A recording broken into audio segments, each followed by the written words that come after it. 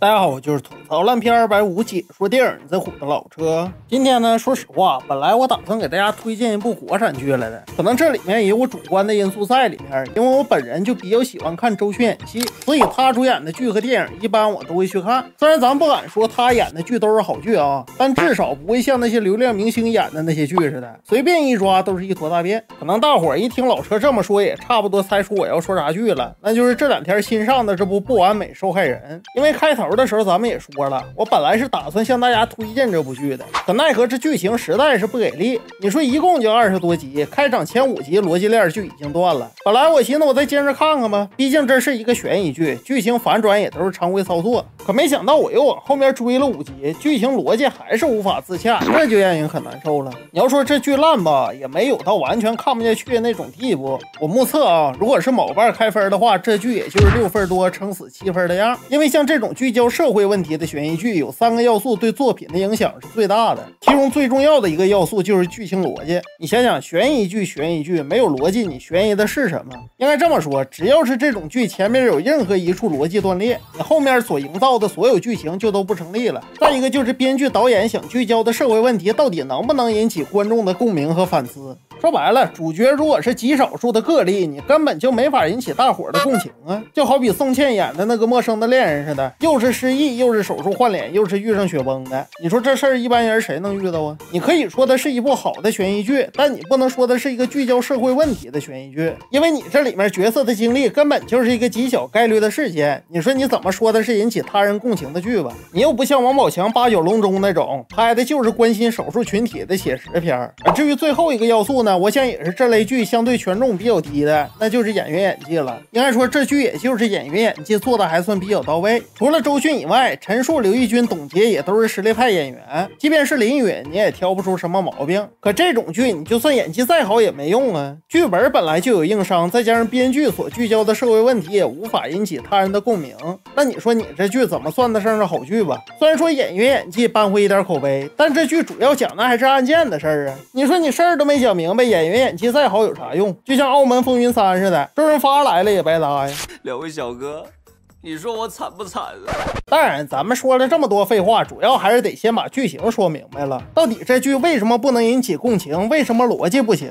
首先咱们先说周杰演的这个角色啊，是一个知名律师事务所的律师，专门负责和各大上市企业对接法务工作的。只要是他合作的企业出现什么法律上的问题，他都可以去办，是吧？有一天他负责的企业中呢，有这么一个上市老总，程总，因为他相中了自己手底下的一个管培生，3月就把他提拔成了自己的高级助理。然后在一次应酬的酒局上呢，俩人喝多了，回到酒店就开始为爱鼓掌了。结果不知道哪儿冒出来个匿名人，看见俩人进了酒店以后，直接在公共电话亭报警，说是老总强奸女下属，然后就把这老总给抓了。而咱们周杰演的这个女主呢，身为这位老总的全权律师，就开始帮这位老总收集证据辩护。剧情的歌词大意差不多也就是这么个事儿。而编剧和导演所聚焦的社会问题，也是大家比较熟悉的职场性侵、性骚扰、PUA 的问题。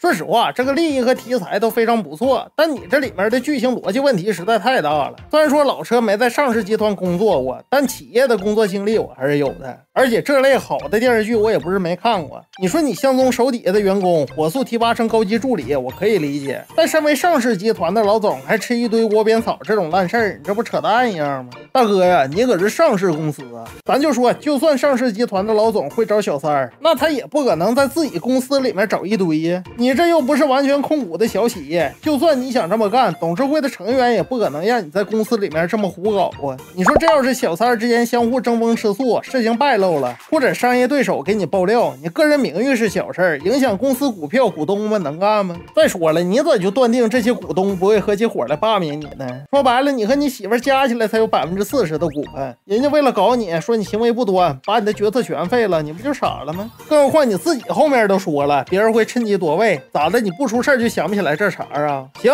就算人家董事会的股东都听你的，员工也喜欢看你在公司里面胡搞，也没人上外面爆料，那你也不能一点铺垫都没有，上来就睡你女助理吧？说白了，一开始你这逻辑链就不对呀。这成功之前和这助理小赵买衣服的时候就说过，之前给这助理买了很多衣服，但他都不穿，说明什么呀？说明提拔他之后就给他送了不少东西。虽然说这助理没穿，但你是不是收了吧？如果你要像《心想事成》里的女主似的，刚入职，老板给你买东西，你直接不要，劝酒也不喝，老板也不会误认为你是同意被包养的呀。再说了，陪酒是你自己乐意的，你又不是公关，咋的？新人不懂职场潜规则，你自己干啥的不知道啊？当然，有的人会说，有些女孩子就是比较单纯，比较胆小，不懂得保护自己，碍于老板的职权不敢反抗。对，你说的都对，我承认有这种不谙世事、缺乏边界感的妹子，但这里吧有一个前提，那就是这个女孩十分需要这份工作，要么是家里急需用钱，要么是以自身的学历实在找不着更好的工作。不然你想想，你就算再没有社会经验，也不可能怕一个刚上班就要潜规则你的老板吧？这玩意儿大不了我就不干了呗。说白了，林云演的这个助理本来就是研究生毕业，在大城市里怎么可能不好找工作呢？如果要是不好找工作的话，你告诉我，他这个上市公司这么爽快的录用你当管培生干啥呀？咋的养大爷呀？不还是看中你的能力或者职业对口吗？而且这个爆料人也非常搞笑，看见他俩进了酒店就报警说他强奸女助理。我想问问他怎么就那么确定人家在酒店已经实施侵犯了呢？如果成功只是把助理放在床上，自己去了另一个客房怎么算呢？这玩意儿报假警行为严重，可是要负刑事责任的。自己翻翻刑法第243条诬告陷害罪是怎么写的？咋的，在公共电话亭打电话就抓不着你了？路边的监控探头是干啥吃的？当然，除非林云演的这个赵助理和这个爆料人就是商量好要先跳这个大冤种，那你就当我没说。或者说一切都是成功他老婆策划的，也不是说不可能。毕竟公司的联合创始人还有他老婆新路，而且新路在成功被关进看守所的时候，直接在公司夺了权。你想想，扳倒程总对他的好处最大，别人没好处啊。当然，无论是不是赵寻、新路、保镖、尹生他们几个搞的鬼，这剧前面的逻辑也还是无法自圆其说，因为里面从一开始这人物就非常割裂。应该说，在整部剧里也没表成功是怎么喜欢上助理赵寻的。咱不可能说一个上市公司的老总看上一个新入职的员工，平时俩人连甜言蜜语也不说，电话也不打，直接就在一个酒局后把助理给睡了吧？咋的，一个上市公司的老总就只会用下半身思考问题啊？你要说你像苹果里的西小城老板似的，法律意识极低也就算了，或者就像心想事成里遇到那种普通老板也行。可你是上市公司的老总啊，不仅要时刻稳住董事会股东，还要提防别人夺权，预防股票下跌。再说了，你属下不也说你有理智吗？真的，如果一个上市公司的老总智商都这么低，看见好看的就想睡，也不问当事人愿不愿意，那赵寻他妈还要这么大一个圈子弄他干啥？随便下点套不就把他给收拾了吗？你说这成功和赵寻手里面既有电话还有微信呢，我就不信俩人除了在公司之外不在微信和电话里面调情聊天。如果那样的话，俩人平时一点言语和肢体上的接触都没有，他怎么可能总给赵寻买衣服？这成功说白了也没有 PUA 的契机呀。而且咱话又说回来，如果成功真要是平时用电话和聊天软件骚扰你，你完全可以拿着通话录音和聊天记录去报警啊，没必要自己送上门去让人家睡呀。按照治安管理处罚法，你有骚扰的聊天记录和录音，一样可以报警刑拘的，一样可以把他弄得身败名裂，一样可以配合新路在公司夺权呢。说白了，最后没人逼你，你不也报警了吗？就像女人不在沉默里演的似的，上司相中下属，那指定期间得多次对你进行言语或肢体上的接触，你这时完全可以偷录偷拍证据，并不会像这剧似的，前期俩人私下交不交流，剧中一点都不表，然后一个饭局之后俩人就要去睡觉去，你这不扯呢吗？而且就算到后面表了，那警察为啥一开始不按照这个思路查呢？再说了，后面酒店的保安也证明了赵寻就是在说谎，他根本就没有醉到不省人事。而且说到这儿，这里面钟楚曦演的这个刑警队长也是扯淡。你说按道理来讲，你身为公职人员，执法要秉公处理吧？哎，结果咱这位大姐可倒好，演的就跟这程总好像把他怎么着了似的，非要坐实男主强奸的罪名，不知道的还以为他要公报私仇呢。人家一开始当事人都说了不是强奸了，局里的领导也都说没有证据，当事人不追究不予立案，你就得放人。结果你听听这货说个啥？先不放人，至少等24小时传唤期满，给我18个小时，我只要有把现有证物梳理一遍的时间，同时等司法鉴定报告出来。好好家伙，来，你告诉我你是哪国刑警队的？咋的？你吃饱了撑的没事干了？组织上都说了，当事人不指控，没有被害人，你不放人还查是啥意思？当然，有的朋友会说，可能这个女队长是同情赵寻，比较负责，认为这里面有隐情，所以想探求真相。真的不是我说话难听啊，你自己是干啥的？你不知道啊？一个刑警队长居然办案一不看证据，二不秉公处理，带着自己的个人情绪有意偏袒女方，用自己的假设来推断，你这不纯属搞笑呢吗？还说人家赵寻撒谎是浪费警力，你在这凭空想象算啥呀？而且你要说一次这样也就算了，这不赵寻在被警方拆穿伪证词之后，这位女队长居然还相信赵寻的话，真的这剧情都给我看傻了。至少对受害人再做一次笔录，拿到真实陈述，针对他的新证词进行评估，再决定是否终止侦查，撤案处置。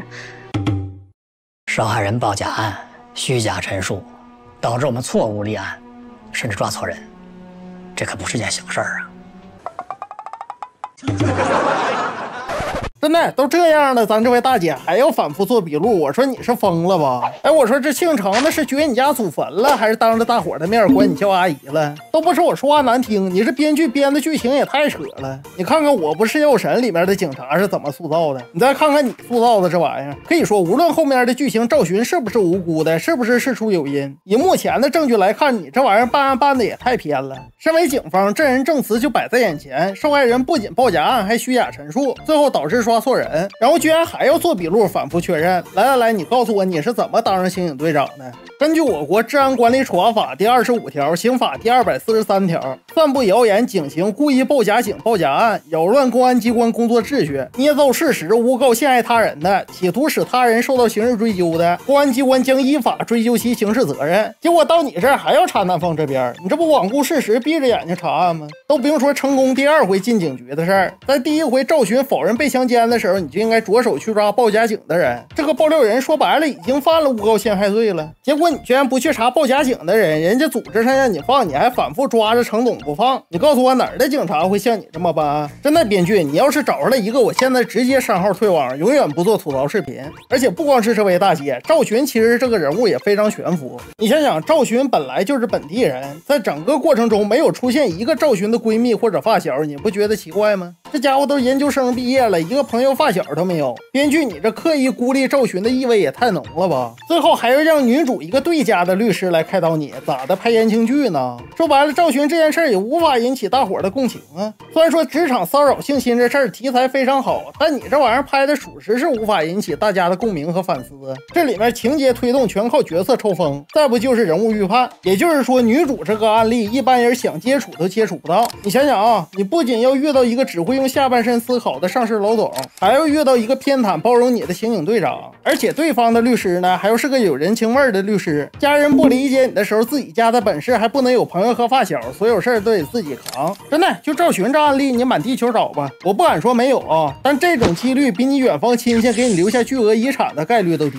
你就说这玩意儿能引起谁的共情吧？要我说，你看看人家女人不再沉默是怎么拍的，你再看看你是怎么拍的。这玩意儿同为聚焦职场骚扰 PUA 的悬疑剧，你这剧本拿出来不脸红吗？不过即便这样，我还是在某瓣上给他打了3颗星，1星算是给演技派的，1星算是给林允演技进步的，最后1颗呢，算是鼓励更多的人关注一些有关职场霸凌和骚扰的，而不是像这剧这样如此悬浮另类。行了，我是老车，咱们下期再见。